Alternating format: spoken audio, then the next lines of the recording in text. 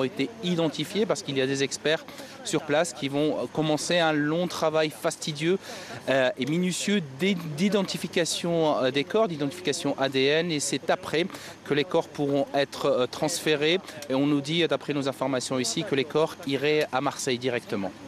Je vous remercie beaucoup, Karim, pour tous ces éléments. Nous vous retrouverons évidemment s'il y avait des développements, mais effectivement, les secours ont cessé à la tombée de la nuit. Alors, de très nombreuses questions restent en suspens ce soir.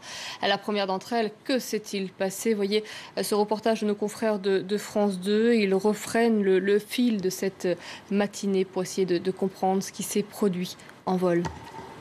Il est 10 h sur le tarmac de l'aéroport de Barcelone. Décollage du vol 4 U95-25 sans aucun problème, à peine un retard de 30 minutes.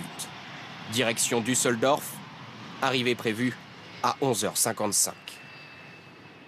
Très vite, l'A320 atteint son rythme de croisière. À 10h31 au survol de Toulon, altitude 11 575 mètres, vitesse 900 km/h. La trajectoire et les paramètres sont identiques au vol de la veille réalisé par un autre avion de la même compagnie. Tout est parfaitement normal, c'est ce qu'indiquent les données émises par l'avion et reçues en temps réel, d'abord par l'aéroport de Pise en Italie, puis celui de Cannes-Mandelieu. Mais à 10h32, tout bascule. C'est ce que révèlent ces données de vol, publiées par un site spécialisé qui suit la trajectoire de tous les avions. En bleu, l'altitude chute brutalement. En rouge, la vitesse se maintient avant de décliner, elle aussi. La météo est correcte, mais l'avion perd 1 km par minute. C'est 3 fois plus rapide que lors d'une descente normale.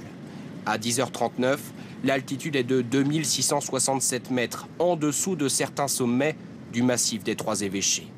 Et pourtant, pendant la descente, l'avion n'aurait émis aucun message d'alerte, contrairement à ce qu'avait indiqué ce matin la Direction générale de l'aviation civile. C'est en fait un contrôleur aérien qui déclenche l'état de détresse, car l'avion perd le contact radio, probablement juste après s'être écrasé. L'exploitation des boîtes noires permettra-t-elle de répondre à toutes les questions? C'est ce qu'espèrent les enquêteurs. Comment expliquer par ailleurs ces 8 minutes de descente? Nous avons posé la question à Michel Polacco, le spécialiste de l'aéronautique de Radio France. Il était notre invité un peu plus tôt. Descente. Il a décollé à 10 h de Barcelone, il est monté à son niveau de croisière, 38 000 pieds, un peu plus de 12 000 mètres. Il s'est stabilisé à 10h30 à ce niveau de croisière. 1 minute après, il commence à descendre. S'il avait dû, par exemple, je ne sais pas, se poser à Orly ou quelque chose comme ça, il aurait même pu descendre pendant 20, pendant 25 minutes, etc., en descendant à un taux, à une vitesse plus faible. Là, il descend relativement vite, mais ce n'est pas une descente d'urgence liée à une dépressurisation ou liée à quelque chose de... par exemple un décrochage ou quelque chose comme ça. Apparemment, c'est une descente rapide, mais sans qu'il y ait une explication rationnelle. Par contre, cette descente, elle est pérenne. Elle se poursuit régulièrement, longuement, sans beaucoup de variations et jusqu'au contact avec le sol. Ce qui fait qu'on peut s'interroger sur qu'est-ce qui se passait dans le cockpit de cet avion, qui était là, qui était vivant, qui n'était pas vivant, qui était libre et disponible pour piloter l'avion ou qui était sous contrainte, ou alors est-ce qu'il y a eu une perte des commandes de vol et en même temps une perte de la capacité de transmettre un message de détresse par l'équipage. Il y a vraiment des choses très bizarres car les avions, ça ne s'écrase pas de cette manière-là en général, et les rares avions qui sont descendus très lentement comme ça avant de s'écraser, c'est des avions qui avaient perdu leur commande de vol mais qui ont lancé des messages de détresse. Or là, il n'y en a pas eu. Par ailleurs, des habitants des villages environnants ont vu l'avion voler à basse altitude, craignant à juste titre le pire, et leur témoignage va permettre là encore de mieux comprendre l'accident. Sébastien Giroux est menuisier dans le massif des Trois Évêchés. Toute la matinée, il travaille comme tous les jours dans sa scierie. Lorsque soudain, son regard est attiré vers le ciel par un bruit d'avion. Ce matin, j'étais en train de téléphoner, puis quand je me suis tourné, j'ai vu l'avion qui est sorti là-haut, un poil plus haut que la crête, là, et il tenait de baisser. Voilà, je vous dis, ça a duré 2-3 secondes, voilà, pas plus, quoi. Et quelle sensation vous avez eue? Ben, ça fait bizarre parce qu'on n'est pas habitué à voir un avion à cette altitude-là, quoi. Mais et vous avez pensé quoi? Ah ben, j'ai tout de suite compris qu'il allait se cracher, quoi, parce qu'une altitude comme ça, c'est pas. En ayant l'S3 à 3 mètres à côté, c'est pas possible, quoi. C'est un des rares témoins à avoir vu l'appareil quelques secondes avant le crash. Un peu plus loin, dans les villages et les stations de ski situées à 2 km du lieu du crash, le bruit de l'avion a aussi attiré l'attention. J'étais en haut de la piste de l'observatoire et j'ai entendu un fort bruit d'avion assez important.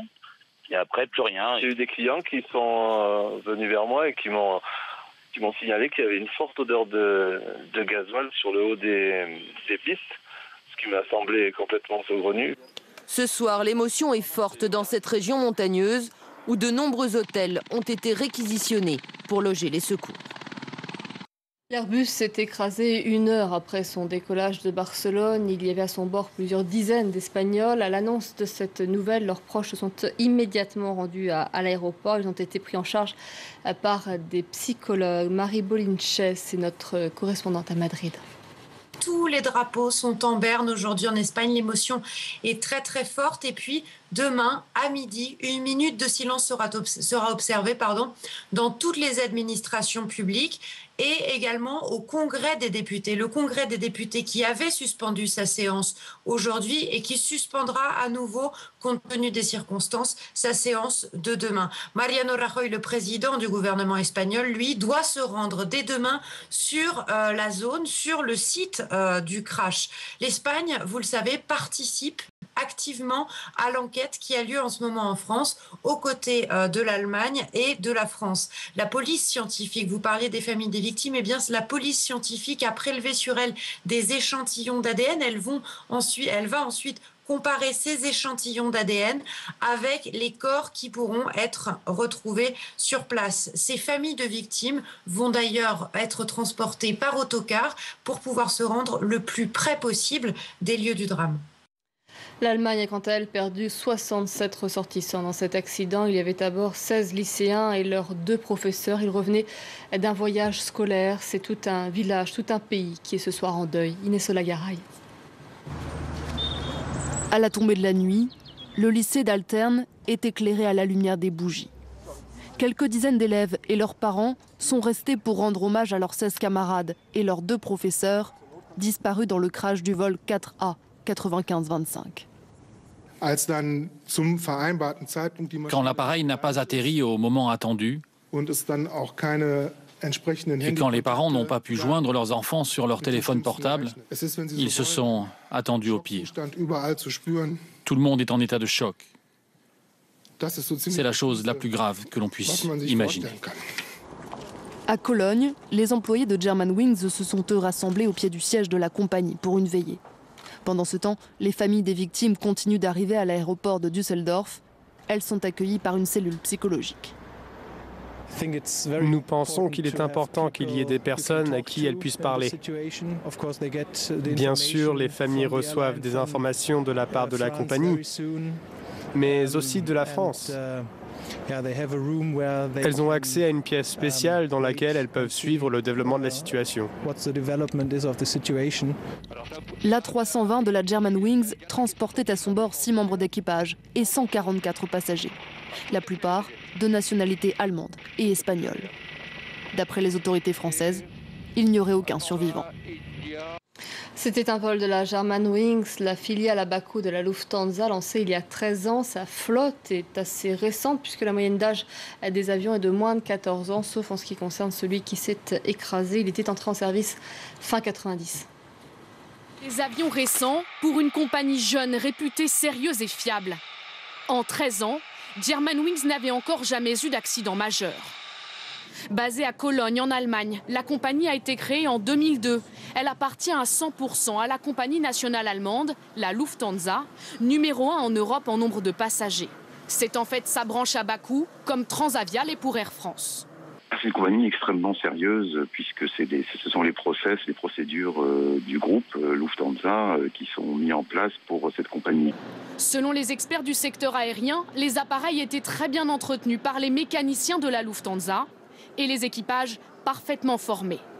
Depuis quelques mois, Germanwings opérait tous les vols nationaux et moyens courriers de sa maison mère Lufthansa, reliant les aéroports allemands au reste de l'Europe, la France, l'Angleterre, l'Espagne ou encore les pays nordiques. En 2013, Germanwings a transporté